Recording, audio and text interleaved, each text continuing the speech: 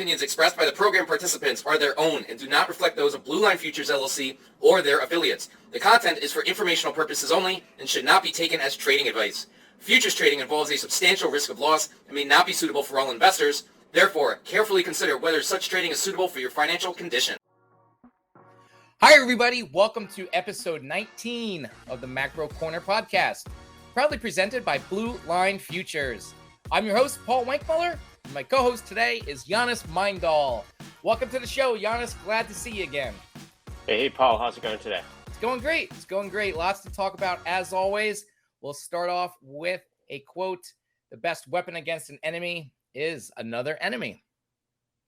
That's exactly comes from Friedrich Nietzsche, philosopher, and that sort of speaks to the current geopolitical landscape. So that's ultimately why I included that quote in this week's article. You can say that again. The topic we saw today was finding an unhappy equilibrium while running from oil vigilantes. That sounds really interesting. So let's get right into that. What are we going to be talking about here with regards to oil? Yeah, so when we look to monetary policy over the course of the last weeks and months, we see a Fed that is trying to find this equilibrium of going to the neutral rate, which means they just get to an interest rate that's more suitable for the current inflationary and growth environment, but mainly addressing inflation. And in that process, of course, they are trying to address some of the supply chain bottlenecks that have constrained the economy writ large. But then there are also these factors that they cannot control, one of which is oil. And on the back of the latest OPEC Plus announcement that they'll be cutting production quotas by 2 million barrels a day, as the organization at large, that is. So that includes producers such as Saudi Arabia cutting the quota by 500,000 barrels a day, Russia cutting by an additional 500,000 barrels a day. So there are all these factors that play into the Fed's combating of inflation, but at the same time, they cannot control all these factors. So you would say maybe OPEC Plus is trying to take on the Fed? That seems to be, if you want it to be, you could definitely frame it that way for sure. I mean, it's not that oil itself is the only aspect that the Fed is fighting, but it is one of the factors that has contributed on the deflationary side as of late, because gas prices were coming off quickly.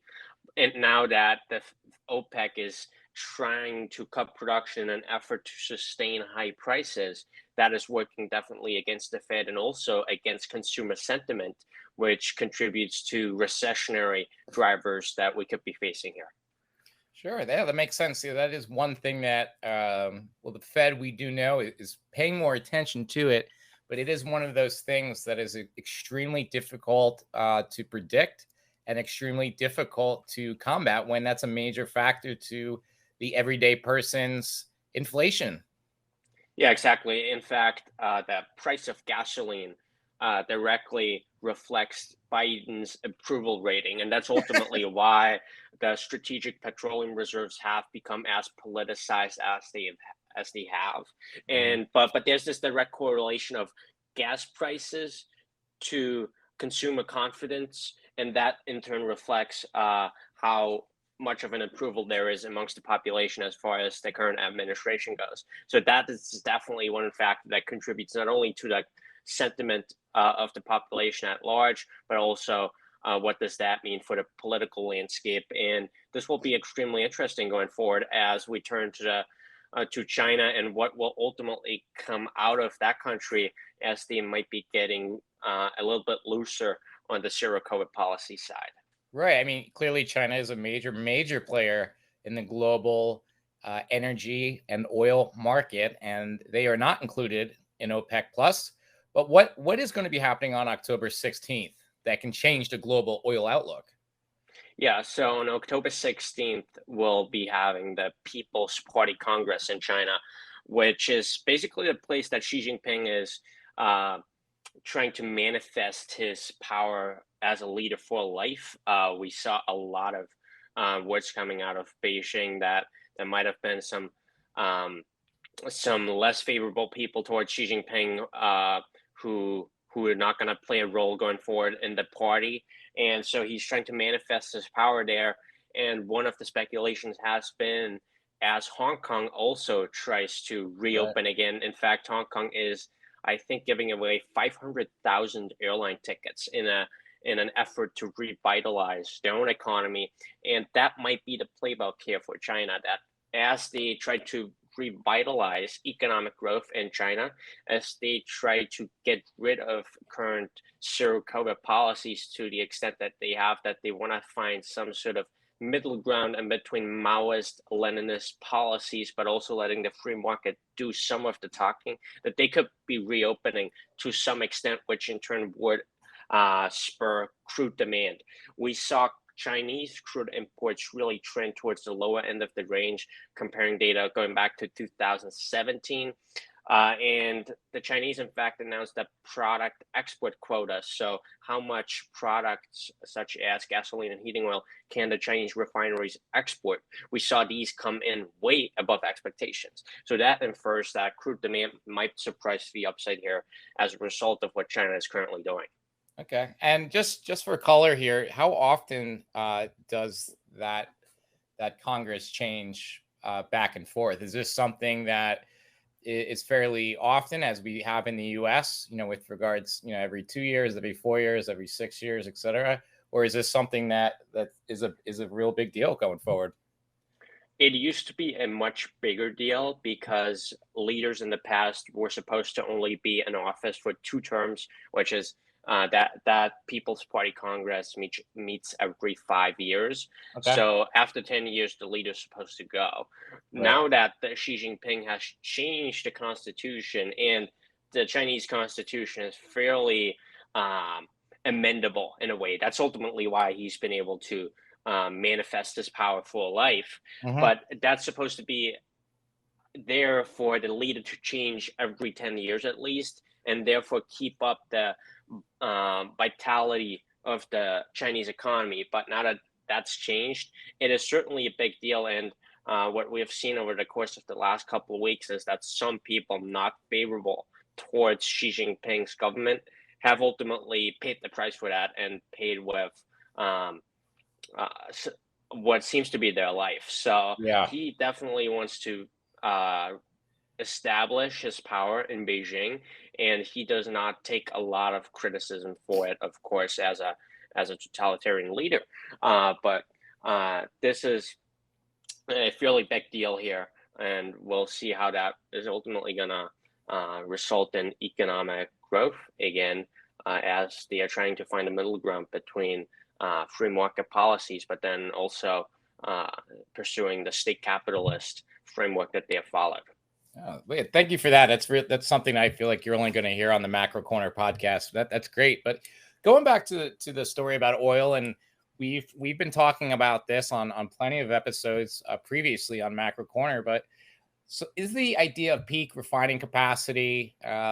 Is it out there? Is it back in front and center again? I know that Europe is very different than the U.S. with regards to the year that it hit peak refining capacity, and how is that affecting decisions going forward with refinery maintenance and things like that? Yeah, so one big topic, of course, that this country, but many other countries have faced, is the constraint of refining capacity. So despite maybe, even if you have more production of crude oil, you don't necessarily have the capacity to turn that crude oil into end product, or about gasoline, heating oil, and jet fuel, things like that. So one big thing is that refining capacity in the US peaked in 2018. I think we talked about this way back on a Macro Corner episode, where we spoke about the fact that the last time that the US has really built a refinery was back in the 1970s. There was a small one that got built in 2021, I want to say, but that's really small volume. And that dynamic is even more profound when we turn to Europe. Using OPEC data, it shows that Europe's refining capacity peaked back in the 1980s. So that dates way back, and that just speaks to the fact that the continent has become extremely dependent on fossil fuel producers and ultimately fossil fuel refiners. But yeah, this overall speaks to the idea that the space has not seen a lot of capital, and until capital flows back into the fossil fuel space, some of these inflationary dynamics that are not controllable. The Fed cannot control the output of molecules. Right. That's just not possible. They might be able to provide liquidity. They might be able to raise and lower rates, but it's all within those economic constraints, including refining capacity and including the lack of investment in the oil space. One thing to consider is that until there are persistent returns in energy, so you can use the XLE, the energy ETF, as a proxy, until there's sustained returns in that sector, there will not be a lot of capital in there. So you first have returns, then you have capital, then you have output. That makes sense. And another thing that the Fed cannot control is the release of the SPR.